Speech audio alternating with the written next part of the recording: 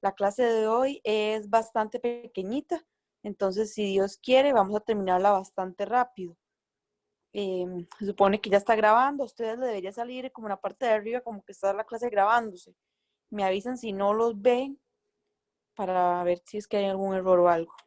No, Y sí por se ve, favor, doctora. ok, genial. Y pueden ver la presentación pura vida. Sí, doctora, sí se ve. Ok, perfecto. Entonces, la próxima semana nos quedan nada más las exposiciones, tanto lunes y viernes las exposiciones, y luego la última semana, el lunes, tenemos el examen. Recuerden que el examen es acumulativo, va a venir como un 60% de la materia nueva y el restante 40% preguntas que yo voy a machotear. Yo ya les he dicho a ustedes que yo machoteo bastante de los exámenes viejos, entonces espero que estudien bastante y que esas preguntas que les machoteo, todas las tengan buenas porque son preguntas que ya les estaré haciendo por segunda vez. Entonces, por favor, pónganle bastante. Las cosas que yo machoteo, las machoteo para asegurarme que ustedes se las aprendan porque las van a necesitar para el futuro. Y la clase de hoy no es tanto como relacionado a la parte de salud, la primera parte, sino que son un poquito como de generalidades de los alimentos y luego ya vamos a ver propiamente las enfermedades de transmisión alimentaria. Entonces, la clase de hoy, como dice el título, es flora normal y adquirida de los alimentos, que sería la primera parte de hoy. Generalidades. Entonces, se dice que no existen alimentos que sean estériles. ¿Por qué? Porque todos los alimentos van a tener en cierto grado bacterias o microorganismos que van a estar ahí presentes. Lo que pasa es que no se encuentran en la dosis suficiente como para que nos vayan a generar un síntoma o una enfermedad a nosotros. Los únicos alimentos que se consideran que son estériles son los alimentos de los astronautas. Y esto se debe a que son alimentos que van a enviar a otro sitio en donde no pueden correr el riesgo de que por X o Y razón algún microorganismo residual empiece a proliferar y genere un cuadro diarreico en alguna persona en el espacio. Imagínense a alguien en el espacio con diarrea y con esos trajes, ¿verdad? Entonces los únicos alimentos conocidos que sean estériles son los que utilizan los astronautas. Los alimentos además se van a clasificar según su origen. Por supuesto, se van a dividir entonces en origen animal o origen vegetal. Y van a haber microorganismos asociados que no siempre van a ser malos, sino que hay algunos que son beneficiosos. Ejemplos de organismos beneficiosos son los que, por ejemplo, se utilizan para hacer el maravilloso vino o para hacer lo que son las cervezas o para hacer, por ejemplo, el yogur.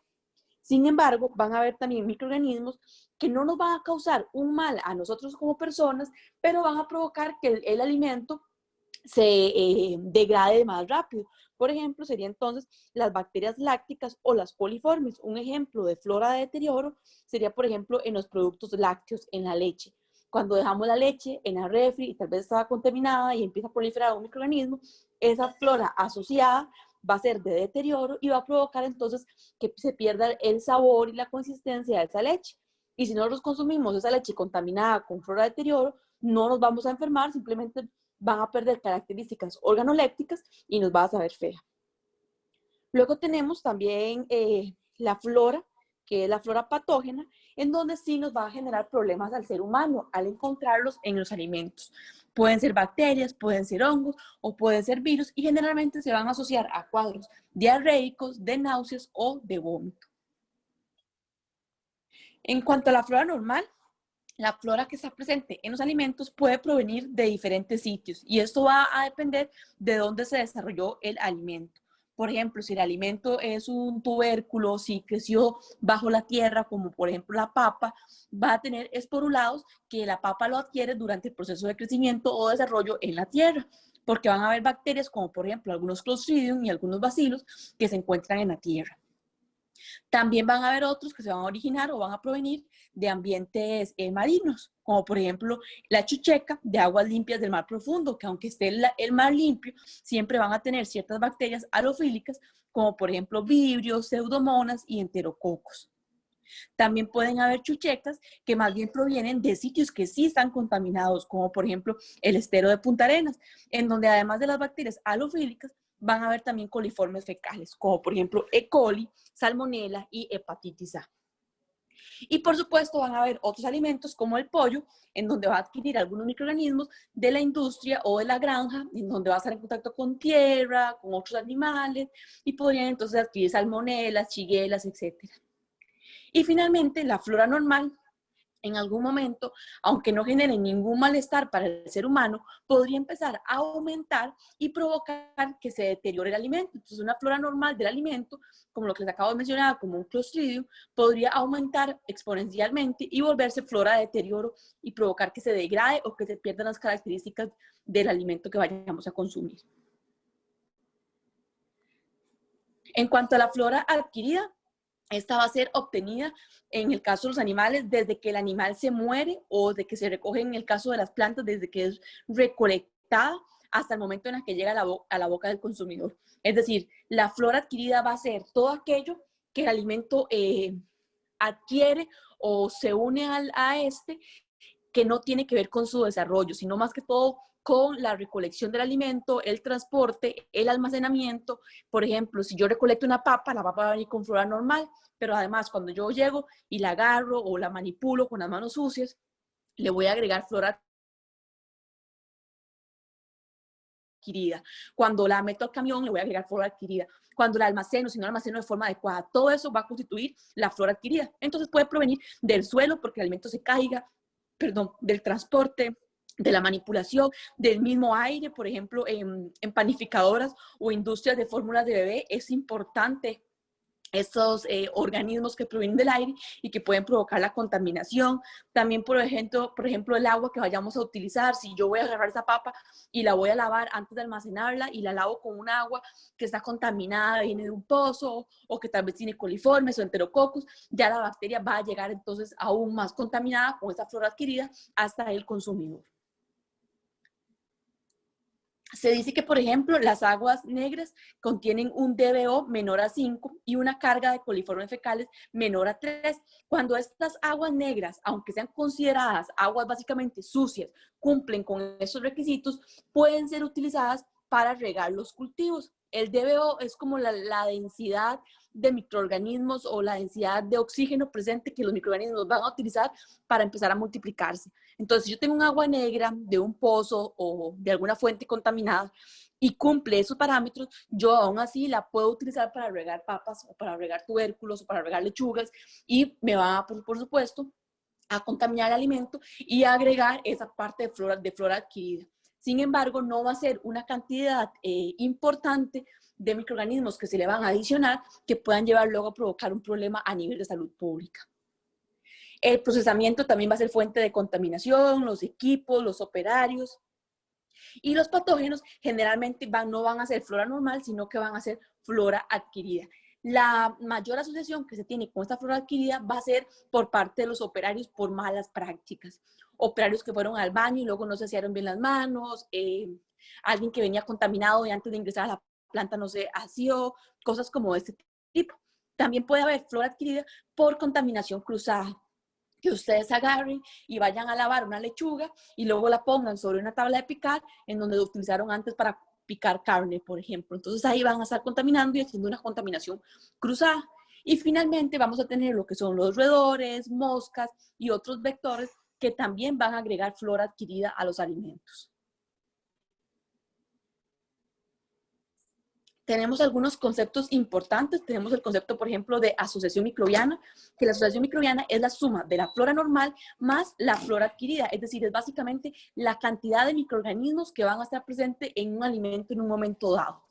Y luego tenemos el concepto de sucesión microbiana, que es básicamente una evolución de la asociación microbiana según cambios en el procesamiento y almacenamiento. Entonces, ¿qué quiere decir? Que tenemos ya una sumatoria de flora normal adquirida conocida y que esto podría cambiar tal vez por una mala manipulación o un mal transporte, agregarle nuevos microorganismos o nuevos agentes y esto va a hacer entonces que esa asociación microbiana evolucione a una sucesión microbiana.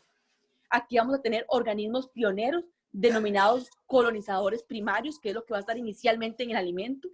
Generalmente esto se va a dar porque ocurre un cambio en el hábitat. Por ejemplo, estábamos con una papa que estaba en una planta procesadora y pasamos a una casa en donde la contaminamos con material residual en una tabla de picar, por ejemplo. Y ahí es donde van a llegar entonces los colonizadores secundarios. Y esos van a hacer que se dé una transformación en la flora que estaba presente en ese alimento y puede volverse flora de deterioro o flora patógena. Esa sucesión microbiana se va a tener entonces que al final lo que va a hacer es que va a sobrevivir aquellos microorganismos que se lograron adaptar a las nuevas condiciones. Y esas nuevas condiciones van a depender básicamente de dos parámetros, de parámetros intrínsecos, que es el alimento, y de parámetros extrínsecos, que va a depender del hombre. Entonces, ¿qué quiere decir esto? Que no es lo mismo tener una sucesión microbiana asociada según las características de ese alimento, según la cantidad de proteínas, según la cantidad de humedad, de agua. Todo esto va a predisponer para que esté presente un hongo, por ejemplo, o esté presente más bien una bacteria. Entonces, como les mencionaba, tenemos los parámetros intrínsecos y extrínsecos que van a ser lo que determina las características de esa flora que va a estar ahí presente. Van a haber características que van a ser importantes de considerar, por ejemplo, a la hora del transporte y el almacenamiento de los alimentos. También es importante considerar estas características para no perder aquellas propiedades intrínsecas de los alimentos que son deseadas por nosotros. Y además van a haber otras características que van a ayudar a brindarle protección al alimento. Por ejemplo, que los alimentos tengan una cáscara y que esta cáscara esté intacta, va a ayudar a que el alimento se conserve mejor y que no se vaya a contaminar tan fácilmente, ya que básicamente la cáscara de las plantas, de las papas, de las naranjas, van a funcionar como nuestra piel, como una barrera protectora. Entonces se dice que los parámetros se van a definir como parámetros propios del alimento y los que son dependientes del entorno propiamente. Ahora bien, para empezar entonces, tenemos los parámetros intrínsecos. En los parámetros intrínsecos, el primero va a ser el pH. Este ya todos lo conocemos, es una medida de acidez o de alcalinidad de una disolución. Y el pH en un alimento va a definir qué microorganismos pueden crecer y cuáles no. Van a haber microorganismos que ocupan pHs más alcalinos y otros ocupan pHs más ácidos o algunos que tienen un rango de crecimiento más amplio. Entonces, por ejemplo, vamos a tener que las bacterias van a crecer en un rango bastante limitado en comparación con hongos filamentosos y levaduras. Veamos que las bacterias ocupan un rango de temperatura que tiene que estar, de pH, que tiene que estar entre 4 y 8. Si ya el pH disminuye para abajo de 4, el alimento se vuelve demasiado ácido o en caso contrario aumenta para arriba de 8, se vuelve muy alcalino y las bacterias ya no encuentran las condiciones idóneas para lograr sobrevivir. Luego tenemos bacterias patógenas que son consideradas un poquito más fastidiosas, como por ejemplo Listeria monocytogenes y E. coli o Vibrio cholera, en donde por ejemplo en el caso de Vibrio cholera va a ocupar un pH mayor a 10 para que logre crecer. Luego tenemos las levaduras, que son agentes más resistentes al pH. Entonces vean que van a poder crecer en un rango más amplio, un rango de 2 a 11. Y hongos filamentosos que van a crecer en un rango bastante limitado, de 1.5 a 2, es decir, en bastante acidez. ¿Qué quiere decir esto y por qué es importante? Porque entonces, si yo varío el pH de los alimentos, puedo limitar el crecimiento de ciertos patógenos. Por ejemplo, cuando yo agarro un ceviche y le agrego limón, yo eso lo estoy acidificando. Y estoy entonces favoreciendo o limitando que muchos microorganismos no puedan crecer, que muchas bacterias no puedan crecer porque las bacterias van a buscar generalmente un pH más neutral. Entonces, podemos jugar con esas características y además tenemos que considerar otros factores importantes. Por ejemplo, no es lo mismo que yo agarre limón y se lo eche a un pescado o que agarre limón y se lo eche a una lechuga. ¿Por qué no es lo mismo? Porque recordemos que el pescado va a estar formado por proteínas, porque es un producto de carne, ¿verdad? Entonces, al yo agregar un ácido y al haber presentes proteínas, las proteínas básicamente van a funcionar como un buffer. ¿Qué es un buffer? Es como una sustancia o un componente que me va a contrarrestar el efecto de la acidez. Entonces, yo voy a tener que agregar mayor cantidad de ácido para lograr disminuir ese pH y acidificarlo. ¿Por qué? Porque las proteínas me funcionan como ese buffer y lo que hacen es como amortiguar el cambio de pH. Contrario a lo que pasa con una lechuga. La lechuga no tiene proteínas, entonces si yo le agrego el limón, es más rápido que el pH cambie drásticamente. Y aquí tenemos algunos ejemplos de organismos y el pH de crecimiento de cada uno. Vea que, por ejemplo, Vibrio cholera, que es lo que puede estar presente en un ceviche, que es lo que uno podría llegar a comer del mar, así como crudo, ocupa un pH de crecimiento de 5 a 10. Generalmente le gusta más lo cercano al alcalino. Entonces, yo le agrego bastante limón, voy a crear el ambiente idóneo para que este microorganismo no pueda crecer. Vamos a tener también alimentos que van a tener un bajo pH para protegerse, es decir, como un parámetro intrínseco de ellos van a tener ese pH ácido con el fin de evitar el deterioro de ellos y así tener una mayor calidad en el almacenamiento. Por ejemplo, las frutas tienen pH menores a 3.5, entonces generalmente las frutas, cuando vemos que se van a deteriorar o se van a contaminar, esta contaminación se da por hongos filamentosos o por levaduras, que es lo que podemos ver, por ejemplo, en una naranja, cuando se le crea como ese moho. En el caso de las carnes, van a tener un pH entre 5.6 y 7. Entonces veamos que es un pH más neutro. Y aquí es donde está el problema. ¿Por qué? Porque al ser un pH tan neutro, va a permitir el crecimiento de la mayoría de microorganismos, hongos filamentosos, levaduras y bacterias. Las carnes, además, es importante también la cantidad de proteína y de glucógeno presente. Entonces, un ganado robusto con una buena alimentación es una carne de mejor calidad y no solo en términos de sabor o de textura, sino también de almacenamiento. ¿Por qué? Porque tiene una mayor cantidad de glucógeno. Un ganado que está bien robusto, bien gordito, por decirlo así, a la hora de morir, ese glucógeno se va a transformar en ácidos cortos y esos ácidos cortos básicamente van a ser ácido láctico. Entonces, ¿qué pasa? Que la carne por sí solita, al ganado morir, se va a tender a acidificar un poco. Son características que nosotros no vamos a percibir, pero que son importantes y evitan o detienen el crecimiento de algunos agentes.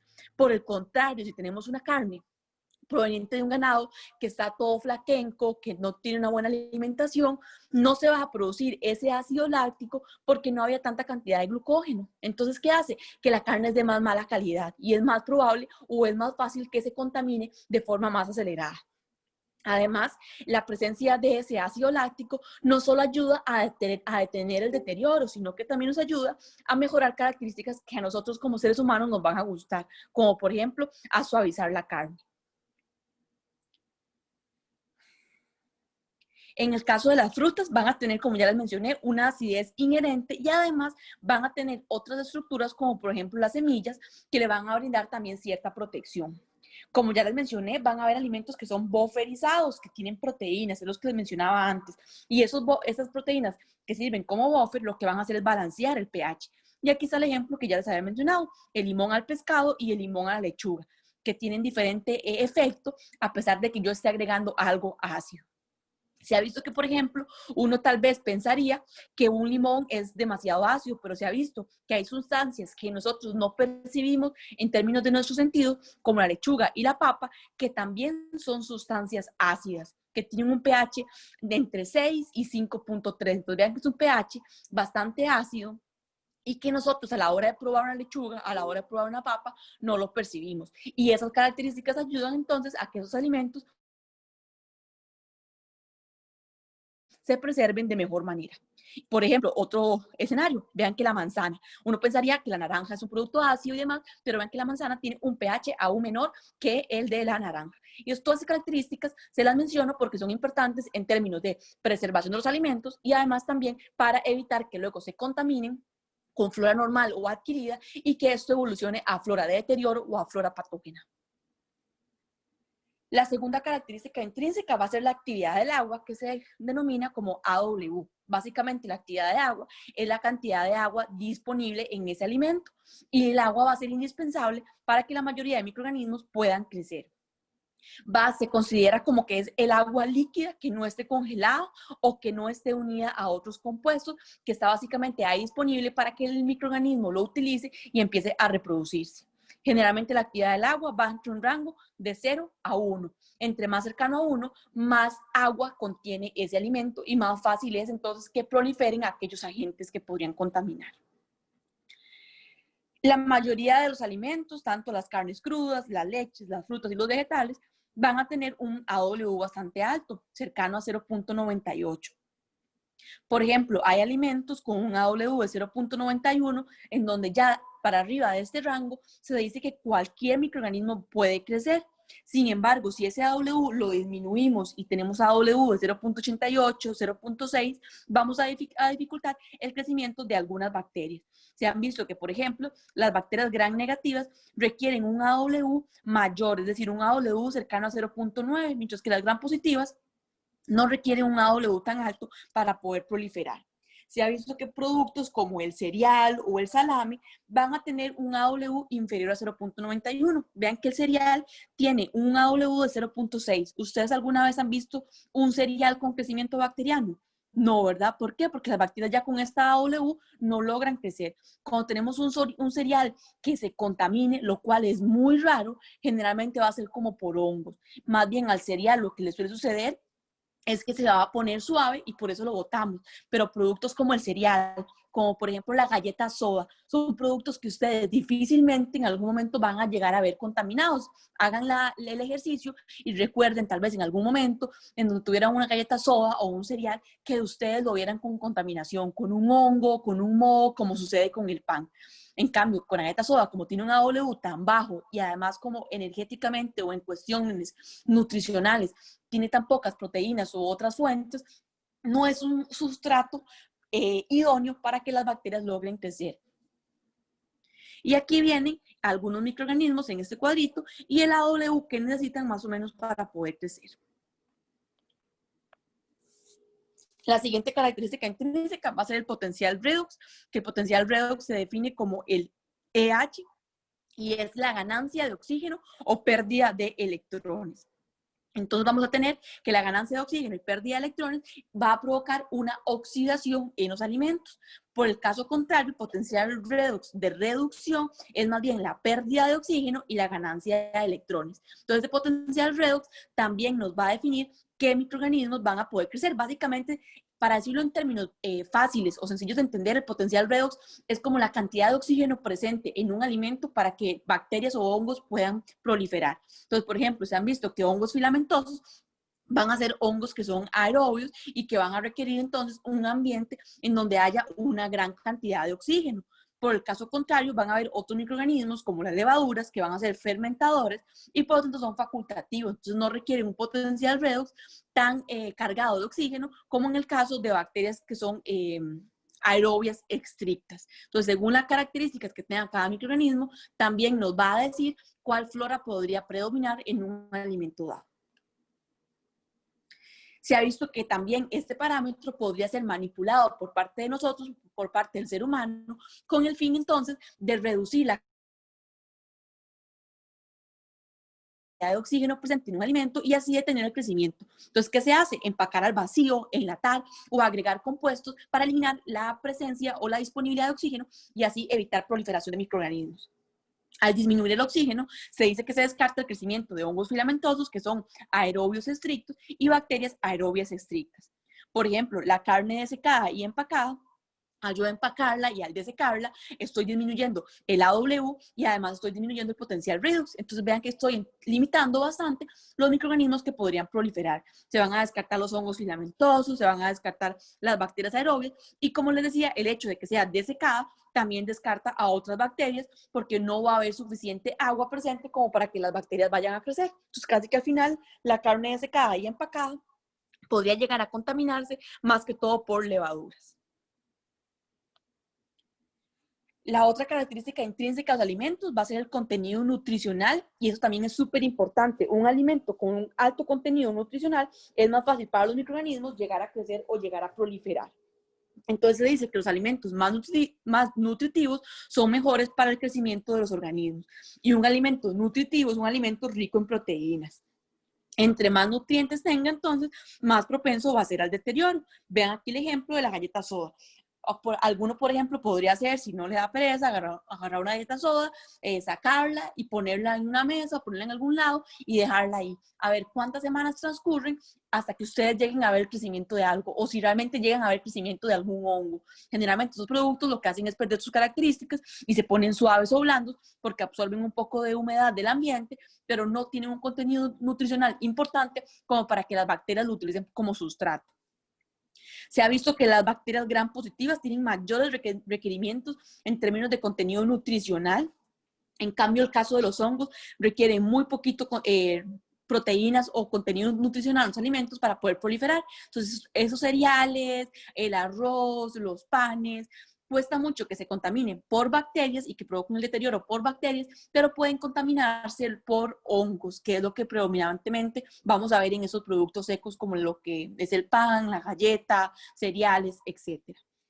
Todo eso que les estoy mencionando es en términos de contenido o en términos de flora de deterioro. Todavía no les estoy hablando de la parte de flora patógena. ¿Por qué? Porque esos alimentos podrían ser que estén contaminados con flora patógena, que no va a importar el contenido nutricional, que no va a importar el pH, sino que la flora patógena va a estar ahí, por ejemplo, una espora, y en el momento que nosotros la ingerimos, esa espora germina y nos va a provocar entonces el daño a nivel de nuestro cuerpo, pero en el alimento no va a provocar un deterioro como tal. Entonces, todo esto que les estoy mencionando es en términos de deterioro de los alimentos. Van a haber alimentos que van a tener componentes antimicrobianos, por ejemplo, el clavo de olor contiene lo que es el eugenol, que el eugenol básicamente es un bactericida, lo que hace es matar bacterias gram positivas y gram negativas. El ajo va a matar, bacterias en altas concentraciones. Y la levina, que también sirve como para matar bacterias. Entonces, básicamente podemos decir que los alimentos tienen características intrínsecas que le permiten, en cierta manera, brindar mecanismos como de resistencia al deterioro. Las estructuras biológicas, por supuesto, los que les mencionaba antes, también van a ser una propiedad que esté intacto la cáscara de una papa. El hecho de que esté intacto le brinda protección al alimento para que no se vaya a contaminar. Ahora bien, tenemos por otro lado los que son parámetros extrínsecos, que es lo que dependen de nosotros por mala manipulación o por malas prácticas alimentarias. Dentro de estos tenemos el primero, que es la temperatura de almacenamiento. Cuando ustedes compran un producto y dicen almacenes en un lugar seco, almacenes en refrigeración, todo eso es con el fin de evitar el deterioro y de evitar la proliferación de agentes que podrían llegar a ser potencialmente patógenos. Y veamos que van a haber microorganismos que son psicrófilos, mesófilos, termófilos o psicotrófos, que son microorganismos que tienen rangos específicos de crecimiento en relación a la temperatura.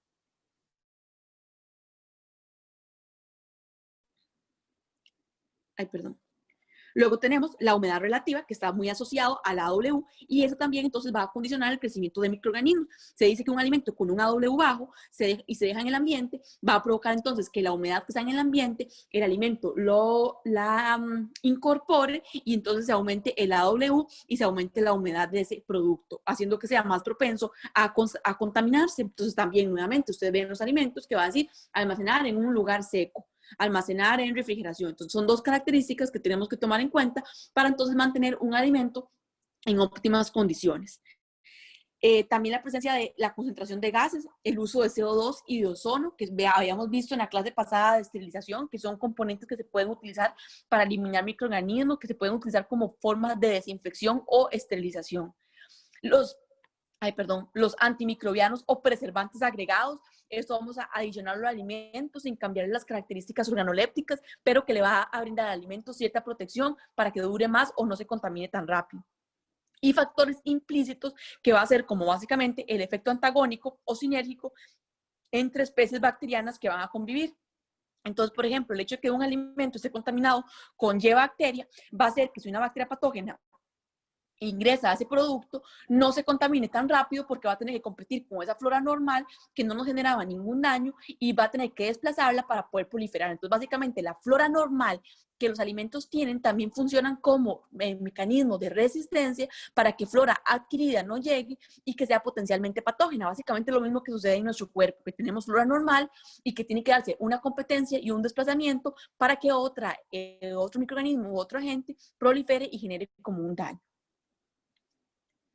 Ahora bien, esas son todas las características intrínsecas y extrínsecas que están relacionadas con el almacenamiento, el sabor de los productos, el deterioro, y que por ahí podría asociarse a la adquisición de flora que podría ser potencialmente patógena. ¿Y qué pasa cuando se adquiere flora potencialmente patógena en los alimentos?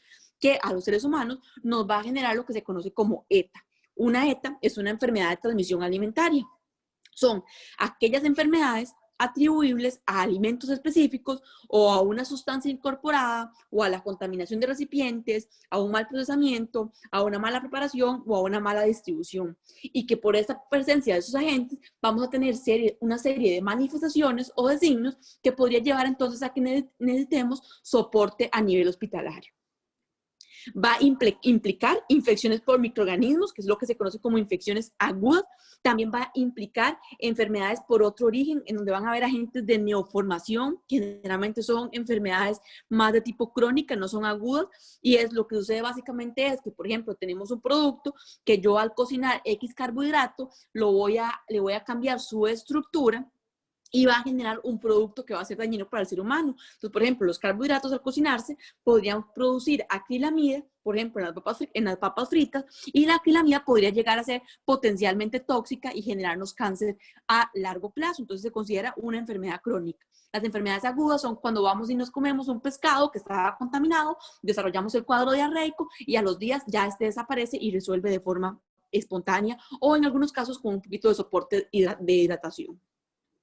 Y con las zetas vamos a tener el problema de que hay mucho subregistro. ¿Por qué? Porque tienden a resolver solos. ¿Cuántos de ustedes no han ido a comer tal vez un día en la noche, en un almuerzo, se comen algún producto, luego les agarra malestar de estómago, les agarra diarrea?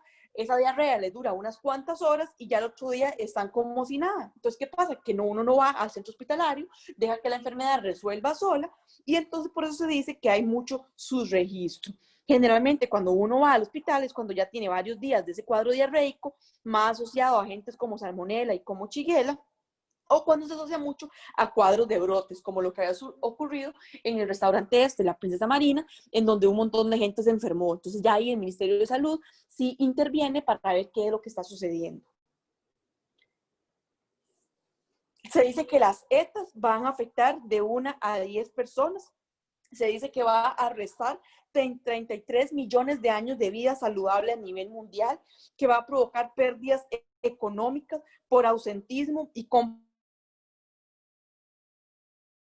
de sueros, es decir, que yo tengo una empresa y se me contaminó algún producto y los trabajadores se me enfermaron, se van a incapacitar y me va a generar pérdidas a mí económicamente.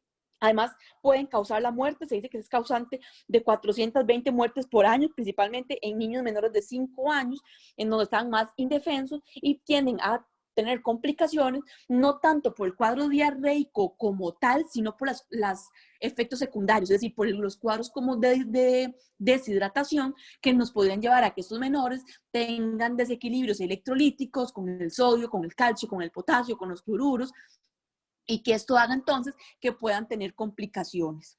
Entonces ustedes van a ver que un cuadro diarreico en un niño o un adulto también, lo principal es mantenerlo bien hidratado, monitorearle el hemograma, hacerle un PCR para ver si es un origen infeccioso y además monitorearle los electrolitos para ver que no esté deshidratado y que no vaya a tener complicaciones a futuro, porque recordemos que los electrolitos, si se descompensan, nos pueden llevar a problemas a nivel cardíaco, a ciertas arritmias, a problemas a nivel muscular, etc. Y finalmente las zetas van a ser la causa de diarrea más común a nivel mundial. Puede ser provocada por bacterias, por virus, por parásitos, pero además por esos agentes de neoformación, por toxinas, por productos químicos o por agentes físicos. Agentes físicos, una piedra, que yo llego, me estoy comiendo unos frijoles y mordí una piedra y me provocó que se me rompiera una muela. Eso entonces son enfermedades que se consideran asociadas a los alimentos. Se ha visto que hay 31 agentes etiológicos que son los que se asocian principalmente a las zetas. Dentro de estos, los más importantes son norovirus, E. coli, salmonella, campylobacter, tenia, toxoplasma. También ahí tenemos a Shigella, a los vibrios, etc. Los cambios alimenticios van a provocar además la introducción de nuevos agentes. No es lo mismo que yo sea vegana o que sea vegetariana a una persona que tiene una dieta y come carnes y demás, entonces tiene más probabilidades a exponerse a ciertos agentes y a tener cuadros diarreicos de forma más frecuente. Se considera también una enfermedad prevenible, bastante fácil de prevenir en realidad. Básicamente son con buenos hábitos de manufactura, higiene y la utilización, por supuesto, de agua potable para lavar los alimentos y cocinarlos de forma adecuada. Ahí. Se ha aumentado el número de casos de ETA en los últimos años. Eso se ha visto que está asociado al crecimiento poblacional, a la pobreza, a la urbanización, al comercio internacional, al resurgimiento de patógenos o a la aparición de patógenos nuevos, a la aparición de cepas resistentes y a la migración poblacional. Todos estos cambios que son más asociados a condiciones geográficas o sociales, también van a tener un impacto en términos de enfermedades de transmisión alimentaria. ¿Cuáles son los factores necesarios para que ocurra una ETA? Se va a necesitar que haya un huésped o un reservorio, que es aquel organismo que mantiene a la gente en el ambiente. Animales silvestres, ganado, por ejemplo, chiguela, que está presente en un pollo, que está presente en algún residuo animal, y que eso entonces hace que la bacteria permanezca por más tiempo en el ambiente en X condiciones. Que tengamos, por supuesto, un agente etiológico y un ambiente idóneo para que se dé la proliferación, y que, por supuesto, ese microorganismo que está en el ambiente llegue al alimento y lo contamine, provocando una infección viral o parasitaria o provocando una infección bacteriana. Veamos que la infección bacteriana en ese momento va a haber replicación en el alimento. Es decir, vamos a tener una bacteria que va a empezar a desarrollarse o a multiplicarse en el producto, entonces que yo lo puedo prevenir a través de métodos como por ejemplo la cocción o la refrigeración. Contrario a lo que pasa en infecciones virales o parasíticas. ¿Por qué? Porque el alimento se va a contaminar y el parásito o el virus nada más va a quedar ahí en el alimento, no va a empezar a realizar ningún proceso de su ciclo, sino que va a esperar hasta que sea ingerido por el ser humano o por un animal, para que entonces pueda iniciar su ciclo y provocar ya el desarrollo de este. Ay, perdón. ¿Cómo vamos a clasificar las setas? Las enfermedades de transmisión alimentaria se van a clasificar en 3 tipos básicamente. Vamos a tener lo que ya les había mencionado, que es una intoxicación, en donde se va a dar el consumo de una toxina o de un agente químico, como por ejemplo el Staphylococcus aureus, que produce toxina. Entonces puede ser que en algún alimento Staphylococcus aureus llegó, proliferó, produjo la toxina, luego yo agarré ese alimento, lo cociné bien, eliminé a Staphylococcus aureus, pero la toxina era termoestable y permaneció en el alimento. Entonces luego yo, aunque lo haya cocinado, aunque lo haya almacenado bien, la toxina permaneció ahí y cuando yo lo ingiero me provoca un caso de intoxicación. Generalmente esos cuadros de intoxicación se asocian más a vómitos y a náuseas, no tanto a diarreas. Luego tenemos el caso de una infección en donde ya se consume la bacteria propiamente, una bacteria viva que va a iniciar su desarrollo, su multiplicación en nuestro organismo, y la enfermedad va a depender del número ingerido de bacterias y además del tipo de bacterias. Por ejemplo, un alimento que sea grasoso va a requerir una cantidad de bacterias o una dosis de infectante menor porque la grasa protege a las bacterias. Entonces, si yo, por ejemplo, consumo un pastelillo en donde generalmente va a haber contaminación con Staph aureus, ese pastelillo va a tener una carga bacteriana de Staph aureus menor y me va a, aún así provocar un cuadro clínico. ¿Por qué? Porque esa grasa que va a estar ahí presente le va a brindar protección a la bacteria para que si yo la expongo a altas temperaturas, la bacteria no se muera o no desaparezca. Y finalmente, el tercer tipo de enfermedad de transmisión alimentaria va a ser la toxinfección, que como su nombre lo indica, básicamente es una combinación en donde está presente la bacteria viva y además también está presente la toxina. Otro ejemplo también, que es lo que he venido mencionando, puede ser también con Staphylococcus aureus, en donde esté presente Staphylococcus aureus y también esté presente la toxina como tal. Y en estos cuadros se van a ver mucho que van a haber cuadros de vómito bastante fuertes y cuadros diarreicos bastante fuertes. Otros ejemplos sería, por ejemplo, Bacillus cereus o Clostridium tetani, en donde, por ejemplo, podría ser que la bacteria esté en su forma esporulada y al ingresar al organismo, esta germine y ya se encuentre de forma vegetativa y empieza a producir la toxina. Entonces, una intoxicación se asocia más a escenarios de vómitos y de náuseas. Una infección se asocia más a cuadros de diarrea y una toxinfección es básicamente, como ya les mencioné, una combinación de náuseas y vómito y diarrea. La otra clasificación, que es una clasificación bastante nueva que se introdujo, son las alergias o intolerancias, que no están asociadas a el crecimiento o multiplicación de un microorganismo, sino que se asocia más a nuestra respuesta a determinada sustancia. Y aquí tenemos entonces que en una alergia, con solo tener trazas de un alimento, por ejemplo, que yo consuma un producto que tiene trazas de maní, ya me va a generar un cuadro bastante agudo que va a tener una reacción asociada a nuestro sistema inmune, a la producción de inmunoglobulina de tipo E, que habíamos visto, la IgE, Y entonces va a tener un cuadro más rápido, pero que de igual forma resuelve más rápido con solo quitar ese estímulo. Es decir, si yo tengo a alguien que es, por ejemplo, tiene la enfermedad celíaca, o que tiene una alergia al polen, o que tiene una alergia al maní, o que tiene una alergia al marisco, si esa persona consume trazas de ese alimento, pero yo se lo retiro rápidamente, la persona va a resolver de forma bastante acelerada. El problema es que en esos cuadros de alergia podrían entrarse en procesos de anafilaxis, en donde la persona tenga cuadros respiratorios complicados y pueden llegar hasta fallecer, según la gravedad o según la reacción inmunológica que tenga la persona a ese determinado producto. Por otro lado, tenemos lo que es una intolerancia. La intolerancia también es una reacción adversa, pero no está mediada inmunológicamente. Aquí no van a haber inmunoglobulinas. Eso se asocia más que todo a deficiencias metabólicas. ¿Qué quiere decir deficiencia metabólica? Por ejemplo, las personas que tenemos intolerancia a la lactosa. ¿Qué pasa? Que en mi organismo yo no tengo la enzima necesaria para degradar la lactosa. En este caso, yo no tengo lactasa. ¿Qué pasa entonces? Que la lactosa llega al intestino sin ser degradada. Y en el intestino van a haber bacterias que lo van a empezar a degradar, y una vez que lo degradan, producen sustancias como, por ejemplo, CO2, que es lo que nos va a generar el cuadro de colitis y una diarrea bastante leve. En estos casos de intolerancias, las personas pueden soportar o pueden tolerar ciertas cantidades del alimento, y los cuadros no se asocian a problemas que tengan complicaciones a futuro, como en el caso de las alergias. Es decir, uno con una intolerancia a la lactosa no va a desarrollar un cuadro de anafilaxis. Y también va a durar más en resolver los síntomas, ya que no es un escenario que sea agudo propiamente, sino que tiene que ver más que todo con el consumo constante o permanente de alguna sustancia en dosis bastante alta o en cantidades altas, que nos lleva entonces a tener malestares a futuro.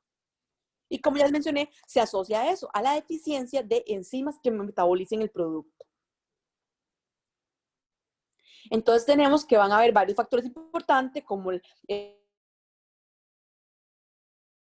reservorio del patógeno, que va a ser, y una vez que ese alimento se contaminó, va a proliferar durante el almacenamiento. Entonces, ¿qué quiere decir esto? Que yo tengo un producto que tal vez entró en contacto con la tierra, en donde la tierra era el reservorio del patógeno, se contaminó con algún clostridium, ese clostridium empezó a germinar y empezó luego a proliferar. Y luego el clostridium o la bacteria que proliferó nos va a llevar a, ya sea a una intoxicación, a una infección o a una toxinfección o infección viral o parasitaria.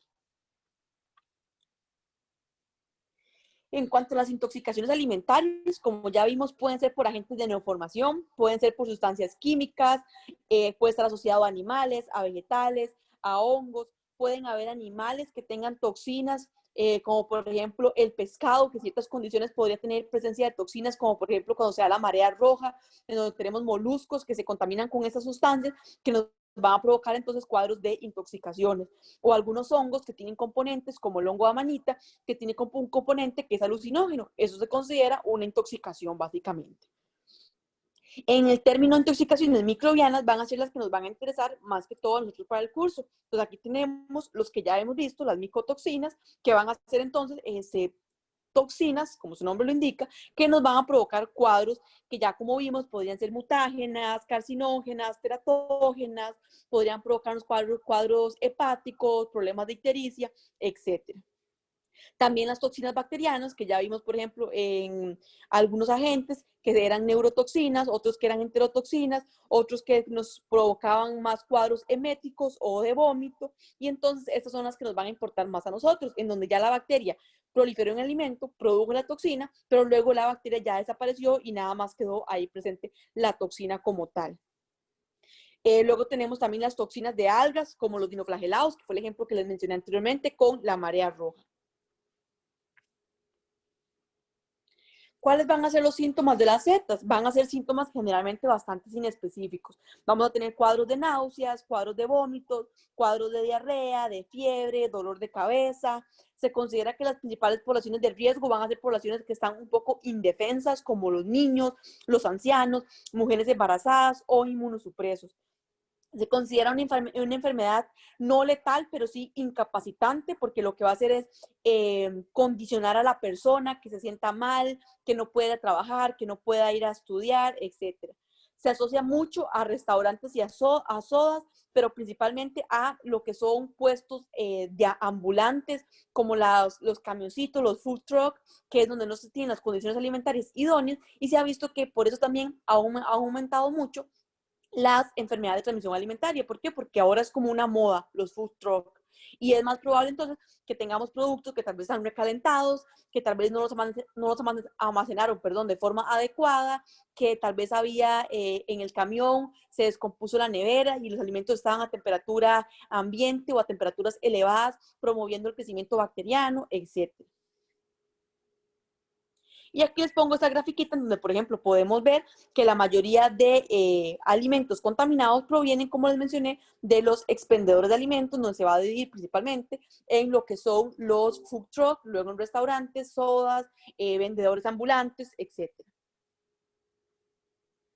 Como ya también vimos, la contaminación puede ocurrir de muchas formas, por una manipulación inadecuada, por superficies de contacto, tengamos siempre tablas de picar para cada producto, si es de origen cárnico, si es de origen vegetal, puede ser también por contaminación con insectos, por agua, por tierra. Cuando ingerimos alimentos crudos, tener mucho cuidado de lavarlo bien, de que no se nos vaya a contaminar.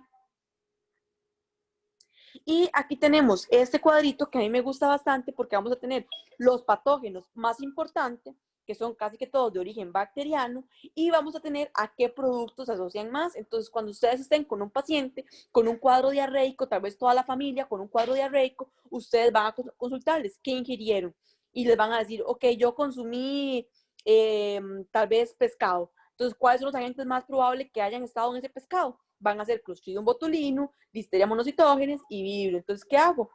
Voy a pensar en esos agentes, voy a mandar a hacer al paciente un coprocultivo y voy entonces a identificar cuál es el agente causal. Y entonces, en estas enfermedades de transmisión alimentaria, lo que es clave que ustedes hagan como médicos es que indaguen bien en términos de epidemiología. ¿A dónde viajó el paciente? ¿Qué alimentos consumió? ¿Cómo recolectó los alimentos? ¿Cómo los cocinó? Por ejemplo, ustedes van a poder hablar con alguien y le van a decir, mira, es que andaba en una tía Panchita, fue la que cocinó el alimento y aunque mi tía Panchita no estaba enferma, todos los demás nos enfermamos. Recuerden el caso que yo les había mencionado de la famosa María tifoidea. María tifoidea tenía una bacteria dentro de su cuerpo que era básicamente portadora, a ella no le generaba ningún síntoma, pero andaba transmitiendo un microorganismo que a otras personas sí les generaba cuadros complicados. Entonces también podríamos tener escenarios en donde haya una reunión familiar y se enfermen ciertas personas y otras no. ¿Por qué? Porque además en las enfermedades de transmisión alimentaria va a influir la dosis infecciosa. Es decir, si mi tía Carmen consumió menos arroz de ese que estaba contaminado que mi tía Lucía, tal vez mi tía Carmen, como consumió menos bacterias, no se vaya a enfermar, pero mi tía Lucía sí, porque fue más glotona y comió más de ese arroz contaminado. Entonces, todas esas cosas van a influir y no necesariamente el hecho de que tengamos una carne contaminada o una torta contaminada y que toda la familia la consumiera, no necesariamente va a hacer que toda la familia se enferme, sino que tenemos que también considerar esos pequeños factores, como lo es la dosis infecciosa. Los brotes van a ser muy importantes. Entonces, cuando ustedes están indagando en la epidemiología del paciente, es importante que ustedes les digan, mira, y esa torta de carne que usted comió, alguien más la ingirió. ¿Por qué? Porque si no hay que monitorearlo y hay que avisar al Ministerio de Salud en caso de que se den brotes, como había ocurrido con el restaurante este de la Princesa Marina. Conocer los tiempos de incubación. Eso también nos va a ayudar mucho. ¿Por qué? Porque recuerden que las enfermedades virales van a tener una evolución o una aparición de los síntomas más acelerado. ¿Por qué? Porque los virus no van a ocupar cumplir toda esta curva que habíamos visto bacteriana para empezar a generar malestares o generar síntomas. Entonces, por ejemplo, en el caso de una infección viral o en el caso de una intoxicación, los síntomas van a ser más rápido. En cuestión de horas, 6 o 9 horas, ya vamos a tener una sintomatología asociada. ¿Por qué? Porque en el caso de la toxina nada más va a llegar, se va a unir a los receptores eméticos en el hipotálamo y nos va a provocar los cuadros de vómito. En el caso de que se dé una infección más bacteriana, se tiene que cumplir todo el ciclo que habíamos visto. Tiene que haber la fase exponencial, haber la suficiente cantidad de microorganismos para que ya haya un daño. Entonces, generalmente, cuando es un cuadro de ETA de origen bacteriano, la evolución o la aparición de los síntomas se va a dar entre unas 18 a 24 horas después. Entonces, eso también va a ser importante para que ustedes sepan el origen. Ya ustedes ahí pueden decir, mira, eso es de origen bacteriano o mira, eso es de origen viral. ¿Por qué? Porque podemos ver el tiempo que se duró entre el consumo de alimento y la aparición de los síntomas. En Costa Rica van a haber alimentos o van a haber ETAs más bien, que son de notificación obligatoria porque provocan enfermedades diarreicas, y estas van a ser, por ejemplo, lo que son la salmonelosis, la shigalosis, el cólera y la listeria. Esas 4 enfermedades, si ustedes tienen a un paciente que se lo aíslan de un coprocultivo, tienen que avisarle o tienen que notificarle al Ministerio de Salud. ¿Por qué? Porque el Ministerio de Salud tiene que indagar a ver si existieron más casos similares en una zona o región determinada para ver si había un brote y si es necesario cerrar un restaurante o cerrar algún expendedor de alimentos. En cuanto a la prevención de las cepas, tener buenas prácticas de higiene personal, prevención de contaminación cruzada, evitar el abuso de temperatura. Por ejemplo, yo siempre les recomiendo a las personas que tal vez viven solas, que compran grandes cantidades de carne tal vez y la agarran y descongelan y luego la vuelven a congelar y pasan como en eso. Ese proceso de congelación y descongelación promueve la aparición de microorganismos. Entonces, ¿qué tiene que hacer uno? Agarrar y dosificar los alimentos o las comidas, ponerlas en bolsitas según lo que yo voy a consumir, para que de tal forma que yo descongele un alimento, de una vez lo vaya a consumir y no lo vuelva nuevamente a congelar. También, por supuesto, el calentamiento en el microondas, eso nunca es lo idóneo, primero porque además de que pierde características organolépticas los alimentos, pierden textura, pierden sabor, pierden aroma, también ese calentamiento no es un calentamiento que llegue a temperaturas elevadas que me provoque la eliminación de los microorganismos, sino que más bien las temperaturas que me promueve el microondas son temperaturas idóneas para que más bien se dé la proliferación de los agentes. Entonces, siempre por ejemplo, los microondas, el calentamiento del pollo, por ejemplo, en las ventanillas con el bombillo, todo esto más bien genera temperaturas idóneas para que microorganismos bacterianos hagan fiesta básicamente, empiecen a proliferar.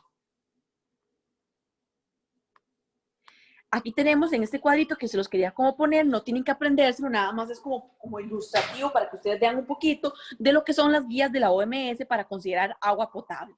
Y vea que para considerar un producto agua potable tiene que tener una cantidad de coliformes fecales, una cantidad de coli, una presencia de cloro residual, y vean los coliformes fecales no están ausentes, sino que lo que se hace es tener un límite máximo permitido. Entonces, quiere decir que siempre en los alimentos o en los fecales o no están en dosis suficientes como para que nos generen un cuadro, pero que igual las estamos ingresando a nuestro cuerpo. Aquí tenemos también algunos, por ejemplo, el caso de la leche, que va a tener flora indígena, que es la flora esa normal que tiene la leche como tal y que no le va a provocar ningún problema hasta que se almacena en condiciones que no son las idóneas y evoluciona a flora de deterioro, que ya le provoca la degradación de ese producto. Y luego, por ejemplo, también tenemos flora patógena, que asocia a productos como la leche, que vamos a tener, por ejemplo, salmonella, bacillus cereus, campylobacter, que son los que más asocian con estos productos. Y para ir terminando, vamos a tener definiciones que también son importantes. Yo a lo largo de la clase les he mencionado varias veces coliformes fecales. ¿Qué son coliformes fecales? Básicamente es un conjunto de bacterias o de bacilos gram negativos que van a compartir características en común, es decir, que son oxidasa negativos, que son fermentadores de lactosa y que además van a provocar la turbidez y la presencia de gas en los alimentos. Van a haber coliformes totales como tal, en donde lo que se hacen es evaluar la producción de lactosa, evaluar la producción de ácido, evaluar la producción de gas, y dentro de esos coliformes totales tenemos a E. coli, a Klebsiella, a Enterobacter y a Citrobacter. Entonces, cuando yo hablo de coliformes fecales, no hablo de una bacteria como tal, sino que hablo de un conjunto de microorganismos que comparten características. Vean que estos 4 que les acabo de mencionar, los 4 son bacilos gram negativos, los 4 son oxidasa negativos y los 4 son fermentadores de lactosa. Y por otro lado tenemos coliformes fecales. Los coliformes fecales ya es un término más específico que hace referencia casi que únicamente a Escherichia coli. Y eso sería todo, chicos. Vean que la clase hoy era bastante corta, no sé si les quedó alguna duda.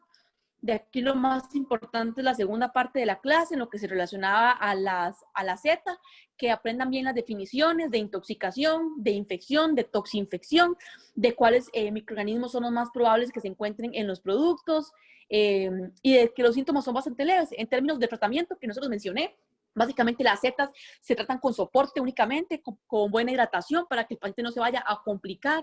Podrían dársele algún analgésico para en caso de que tenga malestar a nivel de sistémico, digamos que tenga dolor de cuerpo, dolor de cabeza, se le podría dar algún analgésico, pero además de esto generalmente no requieren como ninguna otra ayuda. En algunos casos podría ser que la persona debido al cuadro diarreico pierda flora normal, entonces tal vez haya que darle enterogermina o alguno relacionado con esto para restablecer la flora normal de la persona, pero son generalmente más asociados a poblaciones de riesgo como por ejemplo los adultos mayores, que se les lava toda la flora normal producto del cuadro diarreico severo que tuvieron, entonces hay que recurrir a ese tipo de tratamientos, pero generalmente no van a ser letales.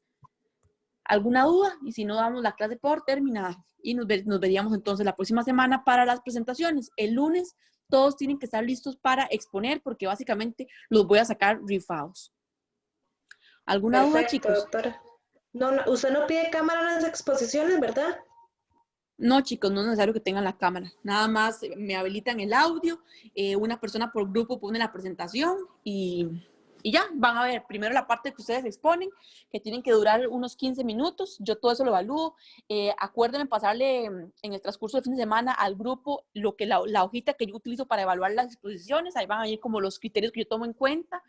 Y finalmente como una parte de preguntas que va a ser como de unos 5 minutos, unas cuantas preguntas a cada uno.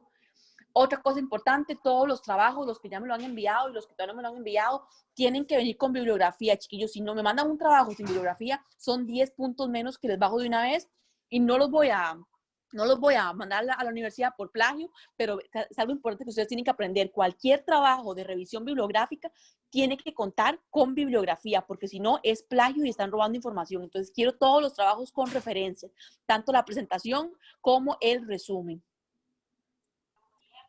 Perfecto, está bien, doctora.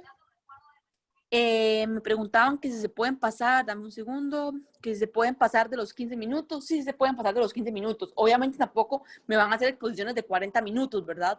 Pero unos 15, 20 minutos está bien. ¿Alguna otra duda? Doctora, el resumen de cuántas hojas tiene que ser.